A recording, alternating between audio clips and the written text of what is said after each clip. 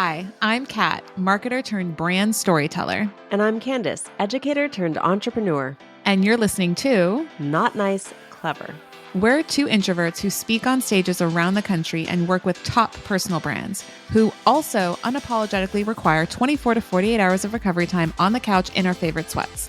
All Netflix and no chill. And to be clear, we're not quiet or nice. Together, we're redefining what it means to be an introvert who means business. It's time to show up and show off. Are you in? In today's episode of Not Nice Clever, we are talking about designing your digital presence so that your online brand can support and reflect and do the selling for you as an introverted entrepreneur, which if you've been a part of our Clever crew for quite some time, you know that Candice and I are introverts. That has not changed. We'll let you know if it does. And we have learned and loved and appreciated how putting a certain image or a certain message or making sure that our digital presence is reflective of the types of people we want to work with, the types of business we want to be hired for, so that by the time somebody actually gets to us, there's no small talk, there's no chit chat, there's no selling happening, there's the where do I sign? So if you want more where do I sign energy, this full episode is for you. So Candice, I know you mentioned this is something you're working into your latest keynote that you put together. Yes. You've already delivered. Where do we start? So let's start with creating an image in your mind. So I introduced this image in my last keynote in Phoenix, actually, where it's just a triangle. And on the base of the triangle on the bottom left corner, imagine that says experience/experiences. On the bottom right of the triangle, it says skills and knowledge. Those are the foundations. That's the base for your brand. But at the top, at the peak of the triangle, it's perception. And what a lot of people are getting wrong is the perception. So let me explain. If you are already established in your industry, particularly if you've been in business for 5+ years and you have had a track record of success with your clients, like if you go to the grocery store and people are like, oh my gosh, like it's great to see you. It's great to work with you. Or my friend just worked with you. If you're like that person in your community and people know you, they like you, they trust you, and you have the skills to back it up. But if I Google your name, I wouldn't understand that you already have the know, like, and trust factor and that you already have a track record of success with your previous clients. You're definitely missing out on opportunities. And we hate that. We hate leaving money on the table. Mm-hmm. So my whole keynote talk was, how do you get your experiences and experience in the industry, your knowledge and skills available in the online space so that people can perceive that you actually know what you're talking about, but not just perceive, like actually know it. Yeah. So one of my favorite quotes, and I've probably said it here 1,000 times, but it's by Rory Vaden. He says, your personal brand is the digitization of your reputation. Great quote. Yeah, that is such a great quote because we all have an understanding of a reputation. Our parents taught us about having a good reputation, the reputation of our family, right? We all want to keep that in line. Like that's something that we've heard, right? Can of worms. Let's leave that for another episode. Is that just because I'm Latina or is that everyone? I don't know. I mean, no, Italiana, Japonesa, like literally.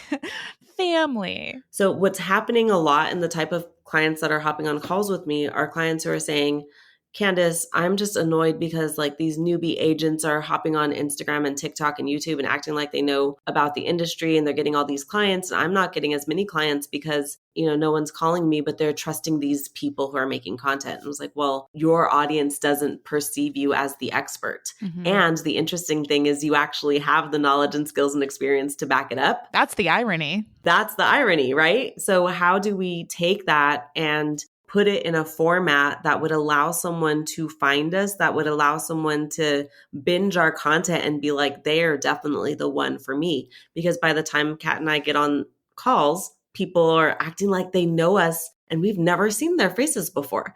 People are like bringing up stories that we've told on the podcast that we forgot we ever told, but have hit and resonated with them. So my whole talk is about how you take your knowledge, skills, experience, and experiences as a human and put them out into the world by creating content, collaborating with people, And knowing your clients, which is the third The C. Like, clients, yes. who is that person and what do they want and need and what's their problem? Because once you have an understanding of who your clients are, you have an understanding of how to share content in a way that speaks to them, and then you're creating collaborations that allow you to expand your network intentionally with the right people who maybe share similar values, have a similar approach to their work. Then you're going to be connected with the people that are the most primed to work with you, that you're most excited to work with, and not those clients who you're like, oh, I'll take them, but Right. And then that ends up costing you. they're not exactly my vibe. Yeah, in so Oh, many yeah. other ways. We won't measure or count those ways. No, I think this is so useful because it's funny. So we recently got back from a podcast conference in LA, and it's so fun when you go to a conference with your bestie because then you can divide and conquer with the breakout session. So you actually get to attend Oh, yeah. double. And you guys know Candice. Candice was like, Kat, you're going to show up here at 2:15 and listen to that because it's Sunyi. And like, I know you'll like him because you like Christo. So like, go. I'm like, oh, yes, ma'am. So I go and I attend. And Sunyi, if you do not know of him yet, definitely follow him on Instagram, SUNYI. We'll put his handle in the show notes. He gave a great talk. And there was one thing that really stood out to me that might resonate with some of the more established clients that we work with that are kind of like bucking this. They're like, but what, Candice, Kat, why do I have to do this now? Like, I didn't always have to do it. Ooh, yes. Right? That's the past. We don't build on the past for the future. But anyway, so Sunyi had this great analogy where he talked about how historically, evolutionarily, we came from living in villages. We were very community and communal oriented, which is why I love your prioritization and passion for community because it's literally in our DNA. And he was saying how, you've heard this phrase of you can only maintain 150 relationships, right? At any given time. We've heard that, right? In database building, we've heard that in networking, like what's your top 50, your top 100, your top 150. After that, you just forget. And the reason being because we came from living in small communities where there was maybe 150 people and we knew every single person. And we knew, oh, that, he's the wise old man or she's the honest one or he's a liar. Don't trust him. These are examples that Sunyi was sharing. I remember thinking, I'm like, that's so true. And a lot of the clients that come to us, they're already doing that. They're already the village elder, the community go-to, but offline. And that has worked for centuries. We're not disputing that. We're also not telling you to stop that. But the game has changed. There is the internet. There is digital now. It doesn't seem like it's going away anytime soon. So if you are not going to leverage it, you will be, in some respects, left behind. Your business might be fine, but it might not be scalable. It might not be automated. It might not be able to afford you the lifestyle that you want. And so finding a way, and I love the triangle that you came up with, Candice, to like bridge your communal community perception of yourself with what the online perception is. The closer those two are, the stronger your business. Got to bring them together. They're like there's a massive schism, right? And how do we bring it together? Bring it together like this, right? Yes. And there's tiny things that you can do throughout your day that will help bridge that gap, that will help bring that together. And something as simple as, I tell my clients in the content lab this, just put your daily agenda in your Instagram story. Yes. That's one simple tip. I love seeing that. It's going to take you 2 minutes. And what it does is lets people know, hey, she's actually in business. She's doing cool stuff. She's meeting with cool people. She cares about her community. Yes. You might write on there that you're doing Popeyes with your clients, or that you're recording a podcast, or that you're meeting with so-and-so who actually that person might know and be like, oh, they know so-and-so. Oh, that's an instant trust builder. And it's a tiny little thing that's not going to take too much of your time, but will help your audience to have a better understanding of who you are. It might even be that you're going to your kid's soccer game, that you had to stop at Starbucks and get your 3:00 cold brew because you have 10 more things to do after that. And it's so tiny, but it lets people know who you are, what you're about, what you're doing. It also indirectly tells people exactly what to refer you for, exactly what type of work you're doing, right? If all Candice and I are putting out that we're personal brand consultants and speakers and podcasters, and that's all we're saying, do you think somebody's going to come hire us to produce their event? No. You kidding me? No. Produce an event? No, that's not my circus, not my monkeys. But if you want me to come speak at that event, if you want us to do a workshop at that event, yes, please. And we're also going to remind you on a weekly basis in our agenda, right? It's like we don't have to have that direct conversation of here's how I can help you. We're showing, we're not telling. That is so huge, getting to that place of showing, not telling. Mm-hmm. So I think that the telling part is the part where a lot of people get tripped up because Yeah. they're like, well, how do I say this? And instead of how do I say this, maybe you're just like, how do I show this? And there's less pressure because we just have a picture from our conference that we were just at. I'm going to post that today. That's in my plan. Yeah. Posting a few pictures probably from the conference, and then guaranteed people are going to be in my DMs. People are going to comment and be like, oh, tell me more about that conference. Yeah. Already people have said that.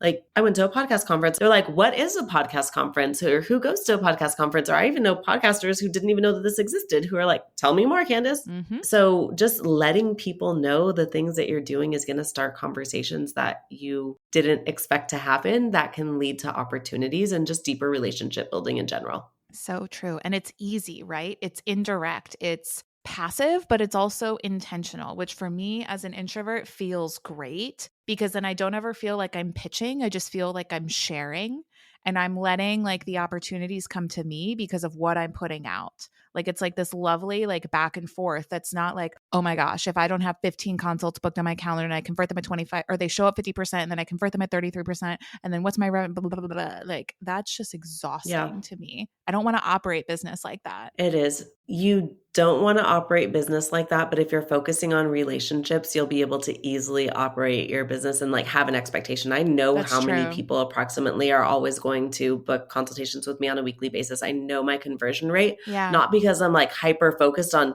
it has to happen, but because I show up so regularly with things that my audience likes. You're doing all the other things. Yeah. That I know what's a natural cadence. Now, if I ever do want more than that, then I know I probably have to layer in new things. Yeah. But that's okay. That's fine. It's a choice. It's a choice. It is.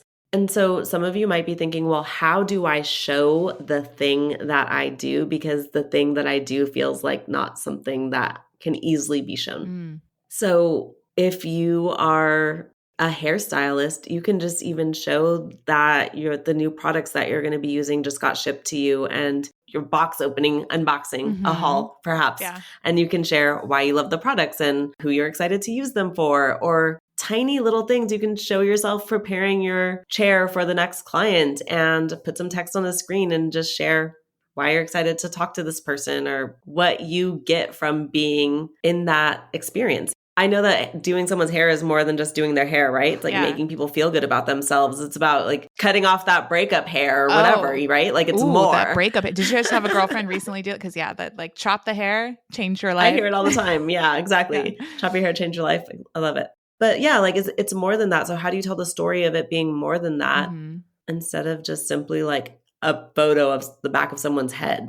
No, I think the text on screen is great. I think just even something like you guys don't have to overthink it. One of the things from one of the breakout sessions I attended by Suni, another example was him talking about how, and this one kind of challenged me because you guys know I love to go deep. You guys know I love the nuance, but he basically said he's like in social. So we're talking social specifically, right? We're not talking about like searchable presence, email, website, but social.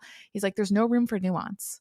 He's like, keep it simple. Keep it general. And of course, my deep ass over here, I was like, no, that's unacceptable. But then I was like, wait. Because then he was like, the nuance comes into with your long form email communication or your hour-long podcast conversation, right? Like we're having conversations right now and we go so deeply into this. But how we would show that on social would be maybe just detailing out, like the initial 3 tips we recommend for a client to increase their presence so that they can garner more business. And we know that it's like not that simple on the surface level, but that's like the next right step. And then if they want more information, they can listen to our podcast or subscribe to our newsletter and like get more deep into it. But I think start simple, right? Like you can have nuance, but like if you are just in this beginning process, getting started is more important. Candice, you're smiling. What do you want to say?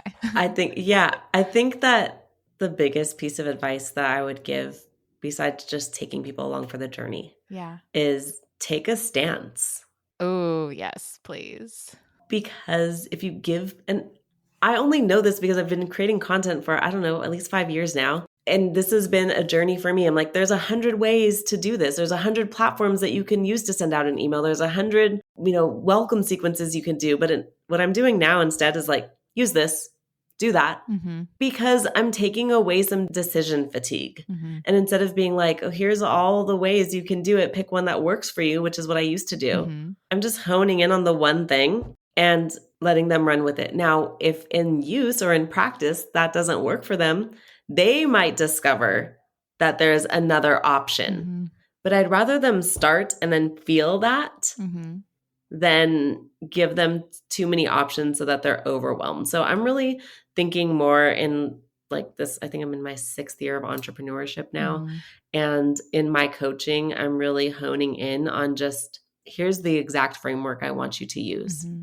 In 3 months, if you decide that this is not the platform for you, then we can talk about that then. But let's just get started and see how it feels Mm-hmm. first. Now, I remember us having this conversation and thinking, but we want to not think for you, but I think that there's value in removing the decision fatigue. And so, you've been listening to this episode and like we've been telling you things that we want you to do. If you identify as being an introvert, but you have the entrepreneurial bug, which in my experience, once you've gotten bitten, it's really hard to like unsee behind the curtain. You're like, no, I see the wizard. I know what's going on. Like, I'm not going to turn Yeah. back. Right. But also, you're not going to magically not be an introvert overnight. Leverage these things. Like maybe even just start by writing down your skills and like the things that are super easy, second nature muscle memory to you, because I guarantee you they are not common sense. They're not easy for others. And that might be a great place to start where you can show what you're really good at and just know, like writing it down. Like I go through this exercise regularly, like just honing in like what I can offer and what specific tangible things I can use to demonstrate my expertise and showing it. Right. But like, if you don't know, like I know you know a lot, but have you written it down and have you actually like seen it? Like, oh yeah, somebody could hire me for that. And then you go to your social presence or your searchable presence and you're like, wow, that doesn't exist anywhere there. No one knows. Yeah. Nobody knows. No wonder no one's hiring you. Yeah. It's not because you're No terrible wonder. or whatever mental tape you have. It's just that nobody knows. So I feel like there's a song there we could cue in, but we'll refrain.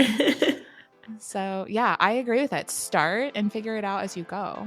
You're out there building your personal brand and you also have a team relying on you. But if your people don't know how to fish for themselves, the burden of new business always falls on you. Ouch, no thanks.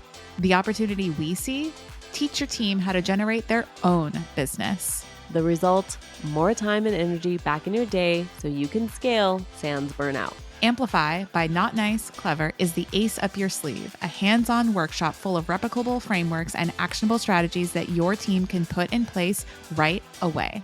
Your job? Sit back and let us work our magic. Even CEOs need help sometimes. We've got you. Head to our show notes to get the deets. #outsourced. And another tangible step that you can take right now is do a quick audit on your profiles. Look at your Facebook, look at your Instagram, look at your LinkedIn, wherever you are online, and read your bio, look at your picture. Out loud, read it out loud. Ooh, there you go. Mm-hmm. Check your links. By the way, we realized Not Nice Clever had a terrible link. Oh shit, way to call us out, dude. Yeah, well, I'm just always keeping it real here. We had a link that didn't even work. So like check your links and make sure that the experience that someone has when they land on your page is aligned with that base of the triangle that we talked about.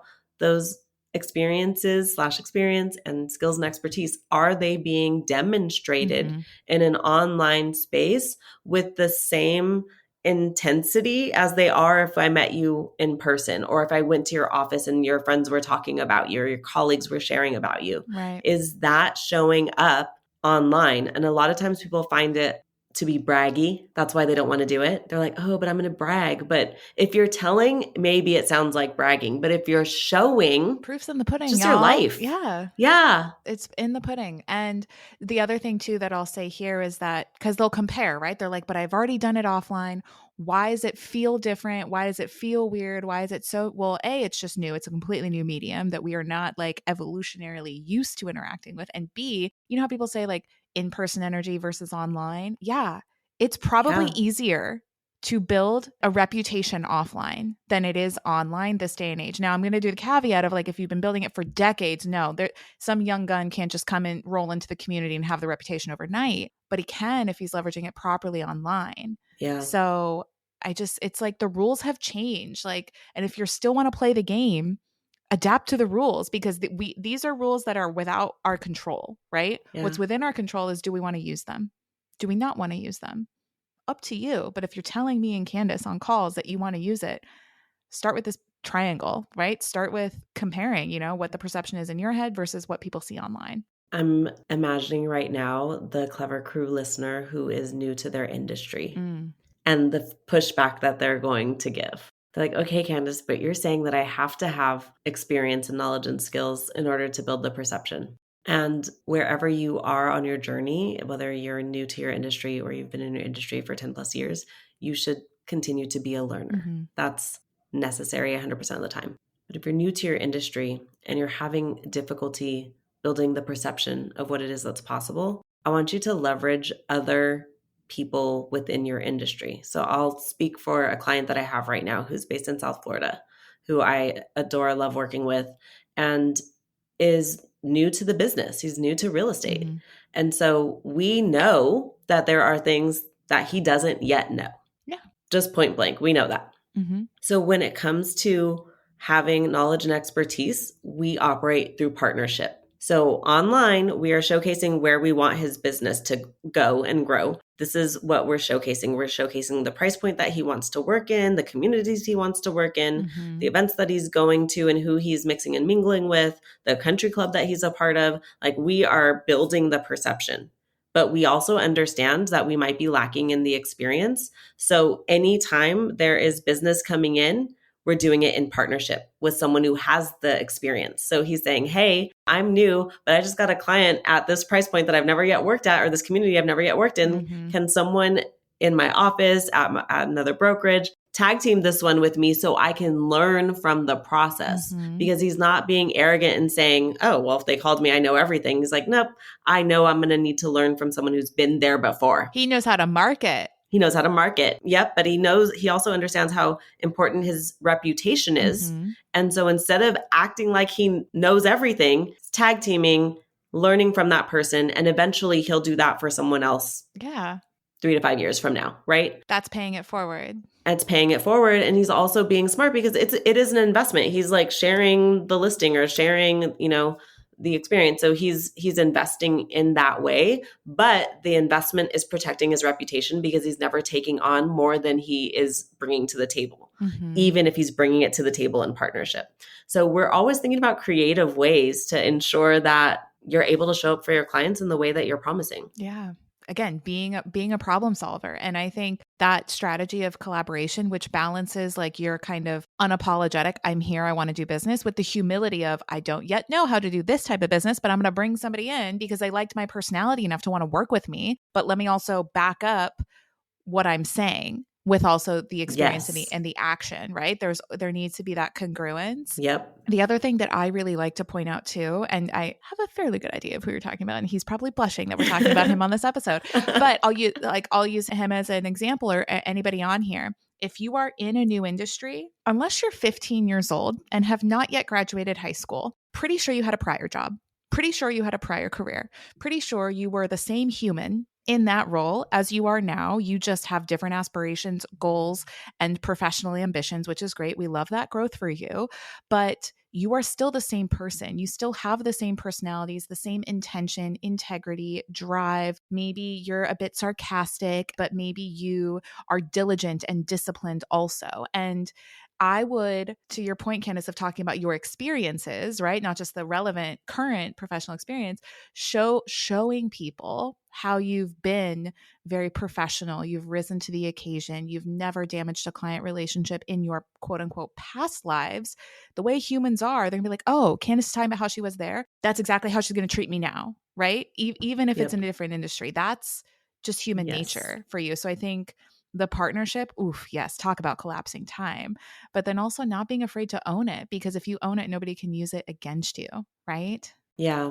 And just taking people along for the journey. If you're still studying, you're still being you're still learning. Like we just did a episode on how we're still new at podcasting, and we went to a podcasting conference and we are learning in that space. It's okay to share as you go. Yeah. That doesn't discount your abilities. Not at all. No. And honestly, the amount of people that have called out that I am transparent, that you and I are transparent in that, they're like, it's so refreshing to hear you don't have all the answers. I'm still going to ask you for everything because I know you're going to point me to somebody if you don't know the answer. I'm like, thanks, Richard. Yes. But yeah, you'd be surprised how refreshing it is. You'd be surprised. People want to root for you. People want to cheer you on. And if you're not giving them anything to root for or cheer you on, or they can't see the transformation, no wonder you feel alone. That's less likely to happen. Yeah.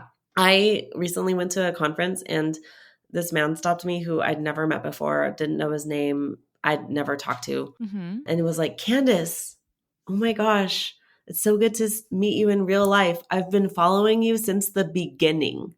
And in my mind, I was like, when do you think is the beginning? I was like, when is this beginning to you is what I was trying to think about in my mind. I was like, which rebrand did he catch on to? Yeah. Is this like 2020 Clubhouse days? Right. Is this, I don't know, Teach for America Vegas days? Women Connect days? Is this Teach for America? Like, what's the beginning to you? Because my beginning is so different. But I just love that he was so excited to talk to me just because he has seen the transformation. I don't even know exactly what that transformation is, but I thought it was interesting. This person I don't know wanted to stop and tell me that. Mm-hmm. So interesting.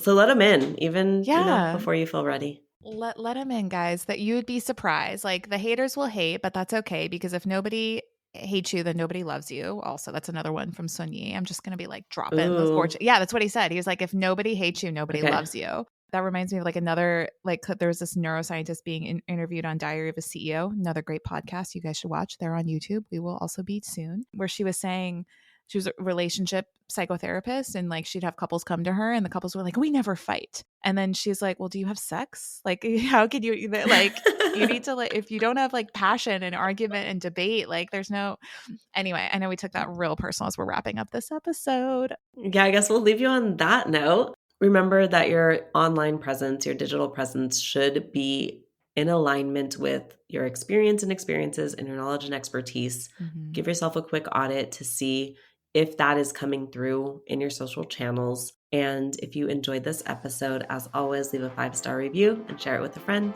Thanks. Thanks for joining us on Not Nice, Clever. Remember to follow our podcast wherever you listen to audio. And if you found today's episode valuable, please share it with your friends. No gatekeeping here. Remember, we love to see our clever crew grow. Signing off, you're not so nice, but oh so clever besties that mean business. See you soon.